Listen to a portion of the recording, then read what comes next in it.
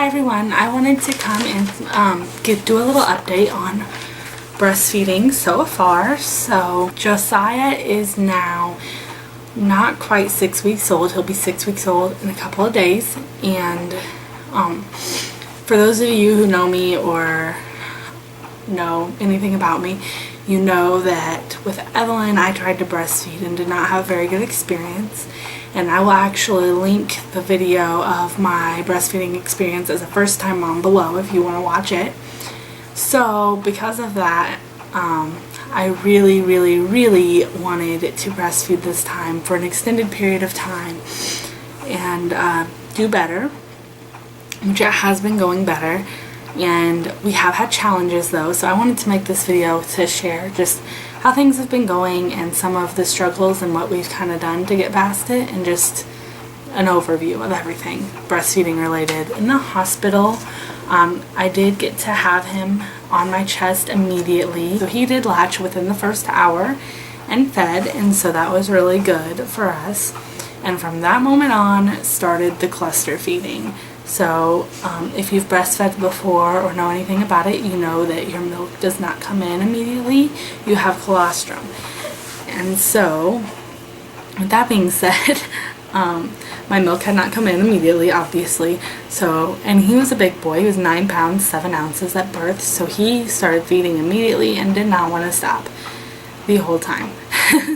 So he started cluster feeding, and I mean, literally, like, he would eat anywhere from 5 to 30 minutes off of each side and then stop, maybe give me anywhere from 20 to 40 minutes of a break, and then want to eat again.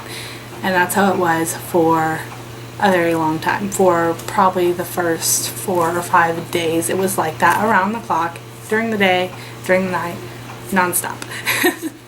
So yeah, that was crazy. And in the hospital, I was having pain while breastfeeding, which is very typical. And I had a lactation consultant talk to me, and she pointed out that he was tongue-tied. So I've mentioned that before in his updates, but he is tongue-tied, where the frenulum comes up too far and he couldn't stretch his tongue past his bottom lip like this. He couldn't do that. He can only get it to the tip, like here. Anyways, so that does cause some latch issues, and there are things you can do to help that.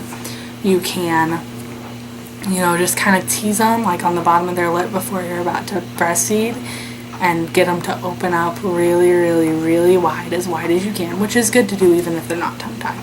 But that helps. And also you can look and see where his tongue is when he does that, if it's still back here or if he actually has it stretched out there. And for him, he won't stick it out farther than that. But if I can look and see and wait until he actually stretches it out, that would help. So that's one way to do it. Also, if your child is tongue-tied, you can have the frenulum clipped. And that apparently helps a lot, but we have chosen not to do that. So anyways. Also, the other thing we did to help with the latch issues is if he latched wrong and he was pinching me, immediately I took him off and we would relatch him. And sometimes I would have to do that like 4 or 5 times for feeding to get him to latch properly, but it was worth it not to sit there in horrible pain. And it taught him that if he latched that way, you know, I was just going to take him right off. And so now, you know, now he does latch better. But I want to continue with the progression. So on day 2, my milk came in, which was awesome that it came in so soon. So my milk came in, and that helped a lot with his latch. I think because he wasn't trying so hard to get it and getting so frustrated, so he did open wider, and it helped with his latch a lot. But then almost immediately after my milk came in, I became engorged. And to help with that, like, even when at this point he was still cluster feeding, but at this point, even if he didn't want to eat, I was like, yes, please eat, like, to help me, because I was so engorged and I was in pain.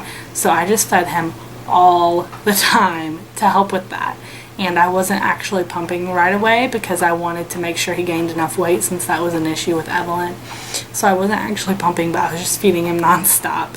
And then The other thing I did to kind of help with the engorgement was taking a hot shower and just letting the water like run right here and run down over my breast. That way it would help get some of the milk out, and sometimes I would even express some myself like in the shower to help.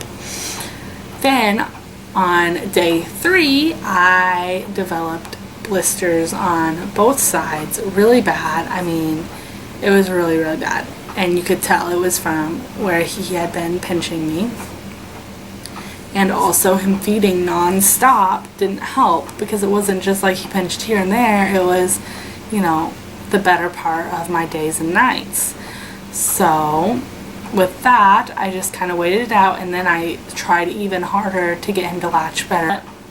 I did have lanolin, and I used that a little bit, but I will say that the breast milk works way better than the lanolin. So I'm sure you guys have heard this before, but if you self-express a little bit of breast milk and then just rub it on your nipple and that whole area that might be sore, there's so many healing properties in breast milk that it will actually help a lot. And it's cheaper than lanolin since it's free, and I think it worked way better. Once I stopped using the lanolin and started using the breast milk instead, it went away super fast. So by the first week, those blisters were starting to heal really well, and by the second week, the only time it hurt for me to breastfeed was with that initial latch, and that was because the blisters were still kind of barely there, and so the initial latch hurt, but after that it was fine. And so that was great. Then at 1 week I did start pumping, and I started first pumping just in the morning because I would leak so much at night, and I did wear the breast pads, but if you use them, you know that they don't stay in place, especially when you're sleeping. So I was like leaking everywhere. So what I would do, because I would wake up and be so full that it was hurting, is I started pumping every morning, first thing in the morning. And then I didn't want to pump at night because I didn't want my body to learn to produce so much at night if he wasn't eating it, you know, because I didn't want to leak at night, and I didn't want to have to make it a habit to pump at night. And eventually I was hoping he might sleep a little longer at night. So I pumped first thing in the morning to relieve the pressure, and then eventually I started pumping in the afternoon too, but I think I waited until about he was 2 weeks, maybe 3 weeks old to start doing that, when I started making more in the afternoon as well. So I pumped twice a day, and I still pump twice a day. And what I was doing with that was I was giving some of it to Evelyn, and then I was freezing some. So I would give her some, and then when I started pumping twice a day, I started freezing it as well to save up for a rainy day or to give him bottles or whatever. Sorry, I'm really tired. Anyways, so, but at 2 weeks, his feedings did slow down, and he started going 2 to 3 hours in between rather than like 45 minutes. So that was really nice, and he's even at night, so he would sleep 2 hours to 3 hours at night. But then I remember a lactation consultant calling me and just to check up, and you know, I told him everything was going good, and then she said, you know, just to warn you, you know, he might have slowed down on his feedings, but most babies go through a growth spurt between like at 3 weeks and again at 6 weeks, so that's probably not going to last too long, and when he goes through the growth spurt, he's going to be like he was when he was a newborn again. And so that was upsetting to hear, because I was just starting to get a little bit of space. And sure enough, at 3 weeks, he had a growth spurt where he was eating pretty much every hour again. But it only lasted like 3 or 4 days. It wasn't that bad, especially since I'd just gotten over it. So I was still kind of used to it. And then we introduced a pacifier at 10 days. I think I forgot to say that, but we did introduce a pacifier at 10 days because he was nursing so often, and I thought, you know, I was just a pacifier, so I introduced one just to see if it would help, and it did help a little bit, but not a ton. But so he does have pacifier now, which I did not use with Evelyn at all. And then at 4 weeks, we decided to give him his first bottle because I was going to go run an errand, and Steven, I didn't know if Steven might need to feed him or not. So I just made a bottle for him before I left. I pumped and left a bottle just in case, and he ended up getting hungry like right as I was about to leave. So I got to see Steven feed him his first bottle and take pictures and everything. But it, you know, was still breast milk. And since then we were doing every 2 days giving him a bottle at night because it seemed to help him sleep a little better. I don't know if it's because he eats it faster and didn't realize he was full and so it's sitting longer, or what it is, but he seems to sleep a little longer when he has a bottle at night. So I still nurse him, and then we also give him a bottle. And so we started doing that at 4 weeks, about every other day, and now we give him a bottle every night. And then my lactation consultant had said at 6 weeks he would go through another growth spurt, but he is going through one now. So now he's been eating about every hour and a half again most of the day, and I don't know if it's his early 6 week, like he's just going through it a little early, or if it's going to get progressively worse over the next few days or whatnot. But he is going through another growth spurt. But overall nowadays he feeds 2.5 to 3 hours, every 2.5 to 3 hours, and yes, this is still at night. And we give him a bottle once a night, and then he's eating now. Like before it was anywhere from 5 to 30 minutes. Now it's pretty consistently 10 to 15 minutes for each feeding. And sometimes he only eats off one side, and he'll eat for a long time off the one side for the whole 10 to 15 minutes. And other times he'll eat for a little bit and he'll be like not happy, I guess, with that side, and I'll switch him and he'll eat off of both sides. So it just depends. I really am not like persistent on one or the other. If he only ate off one side, the next time I obviously start on the other side. But as far as like making him eat off both, I don't. If he detaches himself, then I'll switch sides. But if he doesn't detach himself, then, you know, I'll just let him eat off the one side as long as he wants to. And I do pump twice a day. I pump first thing in the morning and in the afternoon, yeah, anywhere between 2 and 4, just depending on what I'm doing. And in the mornings, I've been getting anywhere from 5 to 7 ounces. And in the afternoon, I get anywhere from 3 to 6 ounces. So it just depends. Well, 3 to 5 ounces. I've only gotten 6 ounces once in the afternoon. So I am making quite a bit extra, like about 10 to 12 ounces a day, I'd say, extra. So that's nice as well. And I don't,